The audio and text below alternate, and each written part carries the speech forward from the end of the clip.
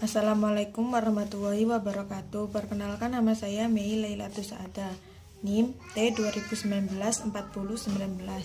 Di sini saya akan membahas tentang konsep penilaian praktikum. Penilaian praktikum adalah salah satu teknik dari penilaian pembelajaran yang terdiri dari penilaian kinerja proses dan bentuk praktikum. Pernahkah Anda melakukan praktikum? Macam-macam dari form penilaian itu ada 3. Yang pertama ada kriteria penilaian, yang kedua ada bobot, dan yang ketiga ada skor. Prinsip-prinsip dari penilaian. Prinsip-prinsip penilaian itu ada 5. Yang pertama yaitu prinsip berkesinambungan atau kontinuitas. Prinsip berkesinambungan atau kontinuitas adalah penilaian yang dilakukan secara teratur, terencana, tertahap, dan terus-menerus untuk memperoleh gambaran pencapaian kompetensi para peserta didik dalam waktu tertentu. Yang kedua itu ada proses prinsip menyeluruh atau komprehensif.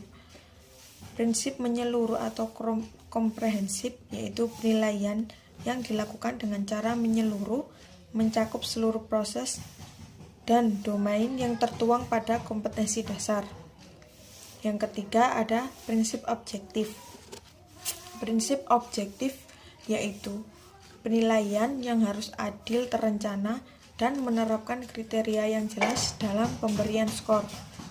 Yang keempat itu ada prinsip mendidik atau pedagogis.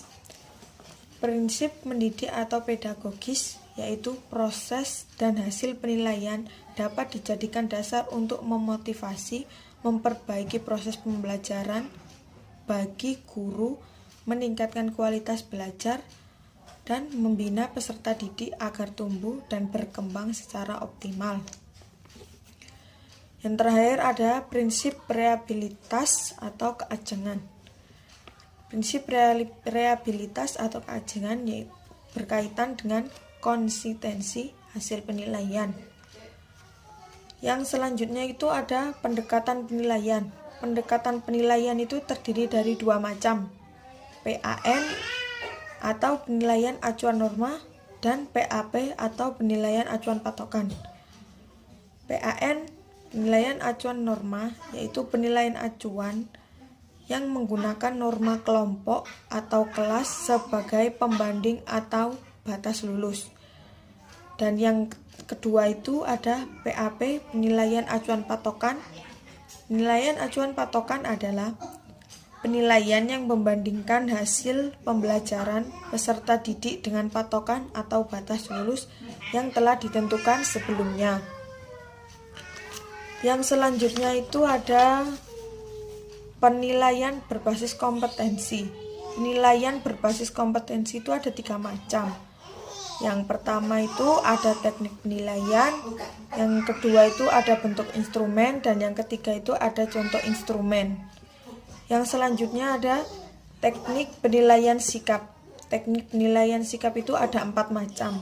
Yang pertama itu observasi perilaku, yang kedua itu laporan pribadi, yang keempat itu penilaian proyek.